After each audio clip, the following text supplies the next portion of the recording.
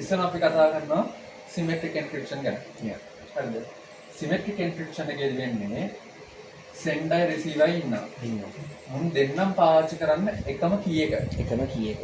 එකම key එක වැඩේ වෙන්නේ මෙයා මේ පැත්තෙන් encrypt කරන key එක encrypted document එකත් එක්කම send කරන්න ඕන අනෙක් පැත්තට. send කරන්න ඕන අනිත් පැත්තට. key එකත් එක්කම අර encrypt කරපු document එක යවන්න ඕන අනෙක් පැත්තට. key එකත් එක්ක link එක හරියට. එතකොට මෙයාට පුළුවන් document එකක් ගත්තා, key එකක් ගත්තා, ලියා ගත්තා බැලුවා. බැලුවා. හරිද? මෙයා මොකද කරන්නේ? හොඳට ගැට ගහලා යතුරත් එක්ක දාලා යවනවා. යවනවා. අරු යතුරත් එක්ක අරගෙන ඒක යතුර පාවිච්චි කරලා ලියලා කියව ගන්නවා. කියලා. මැදදී මොකෙක් හරි ඉඳගෙන මේක අල්ලගත්තා ඉවරයි. ඉවරයි. හරි අර පැත්තට මුකුත් යන්න දෙයක් නැහැ. ඉතුරු වෙන්නේ නැහැ. හරිනේ? ක්ලියර්නේ? මේකේ වැඩ වෙන්නේ මොකද්ද? හැමෝටම කීස් දෙක ගන්න තියෙනවා. හැමෝටම keys දෙක ගන්න තියෙනවා. කීස් දෙක ගන්න තියෙනවා වැඩේ කොට. එතකොට මේ public key එක කියන එක හැමෝම දන්නවා. හැමෝම කිසි ඉෂුව ගන්න ඒක ඔය දාලා දෙන්නේ. මොනෙක් එක්ක කියලා. private key කියන එක තියෙන්නේ මං ගාව විතරයි. හරි. ඒතර මේකෙදි වැඩේ වෙන්නේ මට කාට හරි යවන්න ඕන නම් ඉස්සෙල්ලා මං එයාගේ public key එක දැනගෙන ඉන්න ඕනේ. public එක දැනගෙන ඉන්න ඕනේ. ඒ හරිනේ? ඔව්. යවන එකාගේ public address එක දැනගත්තා.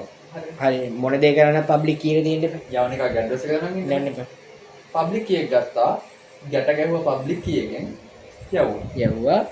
අරු ඒක private key එක දැම්මලා unlock කරගත්තා. ආගේ private key එකට එයාගේ private. ඒක දැන් මට පොඩි ප්‍රශ්නයක් එන්න ඕනේ නේද?